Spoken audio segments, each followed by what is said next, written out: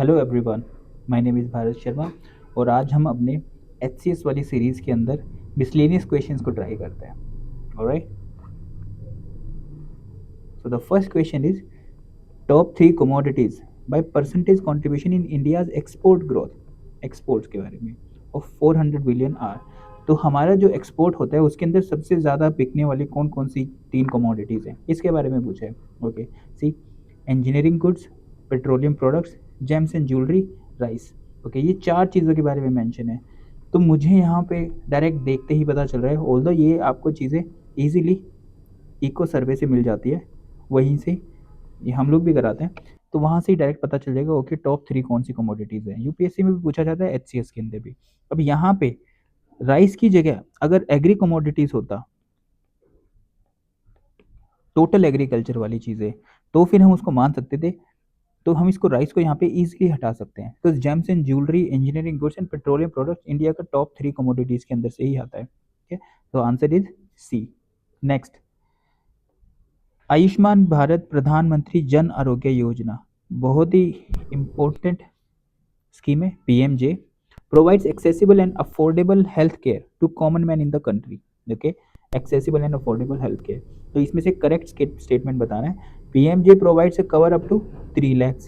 Okay, ये हमको नहीं पता बट स्टिल 3 लाख एक फैक्ट है, तो इसको गलत करने के चांसेस बढ़ जाते हैं per year for secondary and tertiary care hospitalisation. Okay, secondary and tertiary. Okay, it provides cashless and paperless access to service for beneficiary at point of service. ठीक है, pre-existing conditions are covered from day one. Okay, benefits of scheme are not portable across the country. Okay, अब यहाँ पे देखो simple, not portable, ये हमारी scheme को negative light में प्रोवाइड डालता है, राइट. अब नेगेटिव लाइट का मतलब होता है कि आपसे कोई स्कीम पूछी गई है तो उस स्कीम के क्या क्या बेनिफिट होंगे, राइट, जो आपको गवर्नमेंट को एक पॉजिटिव लाइट के अंदर डिस्प्ले करता है, तभी तो इसको पूछा है. अब हम यहाँ पे ये सिंपल सी ही अप्रोच होती है क्वेश्चन करने की. अगर आपको डायरेक्ट दिख रहा है कि ये किसी स्कीम के बारे में पूछ रहे हैं तो स्कीम के नेगेटिव एस्पेक्ट पे बहुत कम फोकस किया जाता है. तो इधर नॉट पोर्टेबल, इसका मतलब अगर कोई इंसान इस स्कीम को हरियाणा में रजिस्टर कराता है तो अगर कभी वो महाराष्ट्र में जाता है और वहाँ जाके उसको कुछ हो जाता है तो महाराष्ट्र में कवर ही नहीं है. ऐसा कैसे हो सकता है? ओके, क्योंकि ये मोदी जी की फ्लैगशिप स्कीम में से एक है, तो अगर वहाँ पे नहीं कवर होगा तो फिर फ़ायदा क्या है, ये तो काफ़ी नेगेटिव हो जाएगा. तो नॉट पोर्टेबल वाली कट जाएगी. इसके अंदर हमारे मेन तो लेबर्स को ही इन्होंने कवर करने की कोशिश की है, तो ये वाला पॉइंट हट जाएगा. तो अगर 4 हट जाता है तो ये 2 हट गए, हमारे पास ए एंड बी में से बच गए. अब फर्स्ट में मैंने बताया था 3 लाख का डायरेक्ट उनमें मेंशन किया हुआ है. ओके, तो ये हमारा फैक्ट है, इसको भी हम हटा देंगे ईजिली, तो हमारा फर्स्ट भी हट जाएगा. तो आंसर इज बी. अब यहाँ पे देखो, सबसे पहले जन आरोग्य योजना जो है इसके अंदर पीएमजे के अंदर गवर्नमेंट ने 5 लाख तक का प्रीमियम दिया है, 5 लाख. ये सारा पता होना चाहिए बिकॉज पीएमजे गवर्नमेंट की फ्लैगशिप स्कीम है, तो ऑब्वियसली आपको पता होना चाहिए. नेक्स्ट, यहाँ पे कुछ अवार्ड्स गिवन है, तो ये किस किस को मिलता है ये देखते हैं. Dhyan Chand award for lifetime achievement, Dronacharya award, Maulana Abul Kalam Azad trophy, राष्ट्रीय खेल प्रोत्साहन पुरस्कार. खेल प्रोत्साहन पुरस्कार, अगर कोई आप मेरी तरह हो जिनको नहीं पता इन सारे के सारे अवार्ड्स के बारे में, तो इनकी मीनिंग को देखकर कोशिश करते हैं कि हम इसका आंसर निकाल पाएँ. ओके, सबसे पहले डी को देखते हैं, खेल प्रोत्साहन. तो इसका मतलब कोई ऐसे कि जो खेल को प्रोत्साहन करने लग रहे हैं, राइट, प्रमोट करने लग रहे हैं. तो यहाँ पे इसका सीधा आंसर बनता है सेकेंड, डी का 2 बनता है. Recognise contribution made to sports development by entities other than sports person and coaches. Other than, right, क्योंकि यहाँ पे आपके पास द्रोणाचार्य अवार्ड है. द्रोणाचार्य आपको पता है गुरु द्रोण के नाम से रखा है, जो कि अर्जुन के टीचर थे. तो द्रोणाचार्य अवार्ड उनको मिलना चाहिए जो एक्चुअली में कोच हैं, राइट. तो यहाँ पे आता है डायरेक्ट ऑनर एमिनेंट कोचेस, ये भी डायरेक्ट क्लियर है. तो डी, बी का 3 हो जाता है, तो हमारे पास यहाँ पे है, दैट इज इट. एक ही से हमारा आंसर हो जाएगा, राइट. एचसीएस के अंदर इतना ज़्यादा डिफिकल्ट होता नहीं है, आपको बस एक बार बैठ के एक सही ऑप्शन चूज करना है जिसके ऊपर आप 100% श्योर हो, and that is it. Next question, which of the following statements are true about Indira Gandhi National Centre for Arts IGNCA. IGNCA is an autonomous state set up by Government of India under Ministry of Culture. Okay, देखो art से related कोई चीज़ है जो कि ministry of culture में है, make sense. Okay, It has started postgraduate diploma courses to train manpower in specialized field of heritage conservation and management. ठीक है, आर्ट्स के ऊपर कोई चीज़ है तो वहाँ पे कंजर्वेशन और आर्ट मैनेजमेंट के ऊपर तो ठीक है, हो सकता है। As a part of its mandate it has to prepare the national register on built heritage and sites and national register on antiquities. ये काफ़ी बड़ी सी स्टेटमेंट हो गई है। नेक्स्ट है, it is the nodal agency for national mission for manuscripts. Okay, अब देखो यहाँ पे हमारे पास आ जाता है इसको इसको हम हटाएंगे क्योंकि ये दोनों की दोनों जो चीज़ें हैं, ठीक है, NMMA करके एक हमारी ऑर्गेनाइजेशन है जो कि इन दोनों चीज़ों को मेंशन करती है। ठीक है, ये कुछ ज़्यादा ही एब्रप्टली लॉन्ग स्टेटमेंट होगी जो कि नहीं होती है ऑफिशियल डॉक्यूमेंट्स में ऐसी, तो इसलिए हम इसको 3 को अगर हटाने की कोशिश करते हैं तो हमारे पास आंसर आता है डायरेक्ट डी। ओके, सी नेक्स्ट, हरियाणा का 2026 के एग्ज़ाम के लिए जो कि उसकी नोटिफिकेशन आ ही चुकी है, 2026 के एग्ज़ाम के लिए राष्ट्रपति आईएएस लेकर आए धुरंधर बैच, जो कि ऑनलाइन एंड ऑफलाइन दोनों मोड में स्टार्ट होगा। इसके अंदर आपको personal mentorship, syllabus coverage, pre mains test series, PYQ analysis सब कुछ दिया जाएगा और अभी लिमिटेड टाइम के लिए ऑफर चल रहा है। तो जो लोग इंटरेस्टेड हैं, जिनको लग रहा है कि एचसीएस के अंदर they are serious this time, तो they can look for this batch. Okay, next, which of the following statement are incorrect statement. ठीक है, ये इंपॉर्टेंट होता है जब भी आप क्वेश्चन करने लग रहे हो तो यहाँ पे अगर इनकरेक्ट पूछे या करेक्ट पूछे उसको जरूर मार्क किया करो। CBFC is a statutory body regulating the public exhibition of films. ठीक है, ये CBFC एक्ट है 1952 का।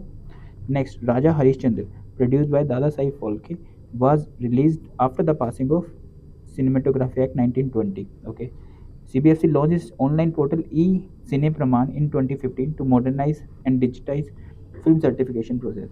Okay, the advisory panel, which assists the regional offices of CBFC in examination of film, comprises of members who have been nominated by central government for a period of 2 years. Okay, काफ़ी ज़्यादा factually loaded question है। तो इसके अंदर सबसे पहले तो ये देखो, राजा हरिश्चंद्र हम लोग अपने आर्ट एंड कल्चर में काफ़ी बार देखते हैं कि दादा साहिब फाल्के अवार्ड जो है अच्छी मूवी के लिए भी मिलता ही है। तो राजा हरिश्चंद्र आई थी 1913 के अंदर, तो ये सेकंड स्टेटमेंट गलत होगी। अब सेकंड स्टेटमेंट गलत होगी तो आंसर इन दोनों में से कोई एक आएगा। क्यों? क्योंकि इनकरेक्ट पूछा है यहाँ पे, राइट। तो अब आंसर हमारे पास या तो फर्स्ट स्टेटमेंट, अब फर्स्ट स्टेटमेंट तो हमने देखा ये तो करेक्ट है। CBFC तो एक स्टैट्यूटरी बॉडी है और जो कि सिनेमेटोग्राफिक एक्ट से आता है, तो हमारे पास थर्ड स्टेटमेंट गलत होगी। तो इसका मतलब ये 2015 के अंदर नहीं आया था, ऑल्दो ये एक्चुअली 2017 के अंदर आया था। बहुत क्लोज ऑप्शन है but still. Next, which of the following statement are true about the Indian Post Payment Banks? Okay, IPPB was set up in 2016. Okay, IPPB got incorporated as public limited company with 100% GOI in equity under Department of Post. Okay, post office saving banks products primarily focus on encouraging digital payments and remittance, where IPPB primarily aim at savings. Okay, whereas ठीक है, services launched by IPPB include life and general insurance, digital life certificate, domestic money transfer. Okay, see ये तो normal सी है कि हाँ ये सारी चीज़ें इसके अंदर होती हैं, तो ये नॉर्मल हर किसी बैंक में मिली जाती हैं, तो ये वाली भी ठीक होती है।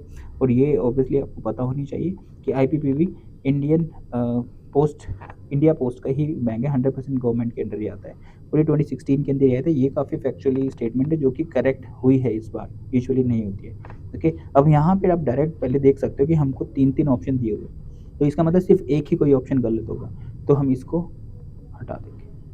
Okay, next, match list 1 and list 2 variety और टेक्सटाइल। ओके, तो सबसे पहले देखो, एक मैं आपको बताता हूँ, छींट जो है हमारा, ओके, डी, ये एक टाइप ऑफ कॉटन होता है छींट। ओके, अब डी हमारे पास 2 है। ओके, ये दोनों ऑप्शन तो कट गए, ए और सी के अंदर से आंसर आ गया। नेक्स्ट हमारे पास शबनम, शबनम सबने सुना ही होगा। ओके, शबनम का क्या होता है? ये मसलिन हमारा जैसे बांग्लादेश वेस्ट बंगाल वाली साइड पे बहुत ही फेमस होता है क्लॉथ, मसलिन क्लॉथ का होता है शबनम। तो इसी से ही हमारा आंसर आ जाना चाहिए। यस, आ गया 3। अब बाकी सारी चीज़ें भी याद कर लेते हैं। मशरू जो वैरायटी है वो एक कॉटन एंड सिल्क का मिक्स होता है, मशरू। ओके, एंड ढबला C1 है, that is a type of wool.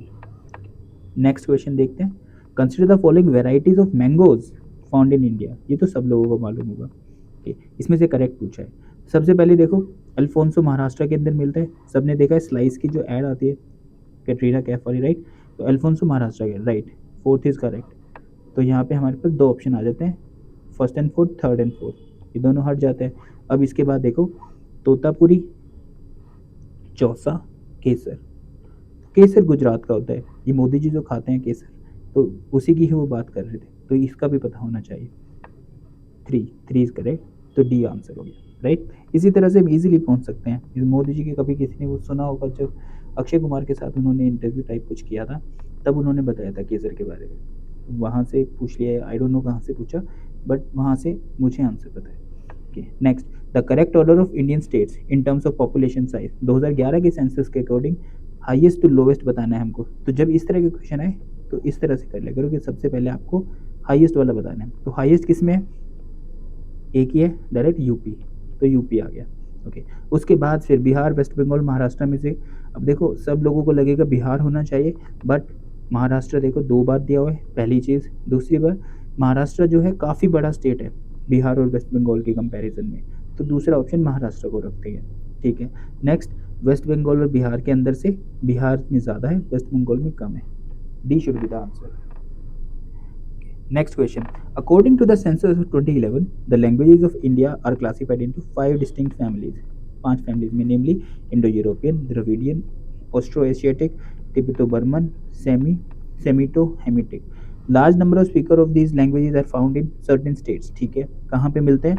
तो इंडो यूरोपियन जो हम बोलते हैं, उर्दू टाइप की जो लैंग्वेजेस आती है, राइट, ये कहाँ बोली जाती है?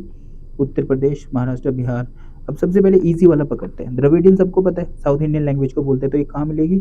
आंध्र, तमिलनाडु, कर्नाटक टाइप।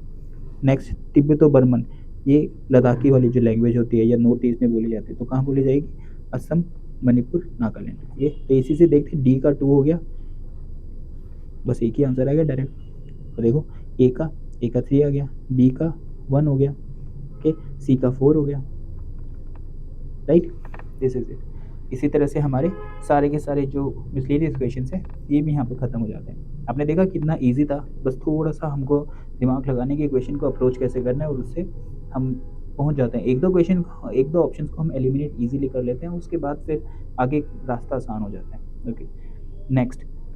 ओके, यहाँ पे देखो यूपीएससी के प्रीलिम्स 2026 आ चुका है, मई के लास्ट में ही, लास्ट वीक के अंदर एग्जाम होता है। तो राष्ट्रपति आईएएस ने सनफ्लावर टेस्ट सीरीज स्टार्ट किया है।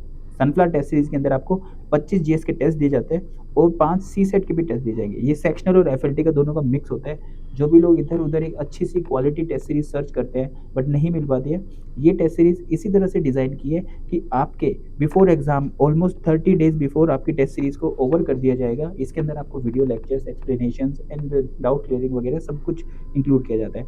अभी 30 दिन पहले आपको खत्म करने के बाद आपको पीवाईक्यूज की प्रैक्टिस कराई जाती है, क्योंकि ये टेस्ट सीरीज फोकस करते हैं एग्जाम ओरिएंटेशन के ऊपर। आपको ज़्यादा से ज़्यादा क्वेश्चन करने हैं, but that two of UPSC only.